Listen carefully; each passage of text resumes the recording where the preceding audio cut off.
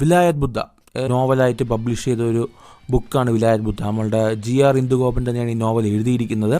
2020 തന്നെ നമ്മളുടെ ഡയറക്ടറും റൈറ്ററും ആയിരുന്ന നമ്മളെ വിട്ടുപിരിഞ്ഞ സച്ചി ഈ പടത്തിൻ്റെ അഡാപ്റ്റേഷൻ ചെയ്യുന്നു എന്നൊരു അനൗൺസ്മെൻറ്റ് വന്നിട്ടുണ്ടായിരുന്നു.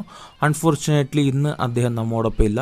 സോ അദ്ദേഹത്തിൻ്റെ അസോസിയേറ്റ് ആയിട്ടുള്ള ജയൻ നമ്പ്യാരാണ് ഇപ്പോൾ ഈ സിനിമ ഡയറക്റ്റ് ചെയ്യാൻ പോകുന്നത്.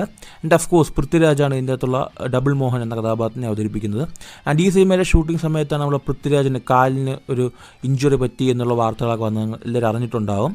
സോ ഈ സിനിമയും ബേസിക്കലി നോക്കുകയാണെങ്കിൽ നോവലിനെ ബേസ് ചെയ്ത് എടുത്തുകൊണ്ട് പോകുന്നൊരു സിനിമയാണ്. ഈ നോവൽ ആരെങ്കിലും വായിച്ചിട്ടുണ്ട് എങ്കിൽ ഈ നോവൽ എങ്ങനെയുള്ള നോവലാണെന്നുള്ള കാര്യം തീർച്ചയായിട്ടും താഴെ കമൻറ്റ് ചെയ്യാം. ആൻഡ് എനിക്ക് തോന്നുന്നു പൃഥ്വിരാജ് കുറച്ച് നാൾക്ക് ശേഷമാണ് കുറച്ചും കൂടെ റഗഡായിട്ടുള്ള ഒരു മാസ് അപ്പീലിംഗ് കഥാപാത്രം ചെയ്യുന്നത്. ആൻഡ് ടീസർ വളരെ പ്രോമിസിംഗ് ആയിട്ടുണ്ട്. പുള്ളിയുടെ ആറ്റിറ്റ്യൂഡും കാര്യങ്ങളൊക്കെ വളരെ നന്നായിട്ടുണ്ട്. ആൻഡ് ഈ ഒരു സിനിമ ബേസിക്കലി പറയുന്നത് ഒരു ചന്ദനക്കടത്തിനെ ബേസ് ചെയ്യുന്നൊരു സിനിമയാണ്. അതായത് ചന്ദനമരം അത് ബുദ്ധ പ്രതിമ ഉണ്ടാക്കി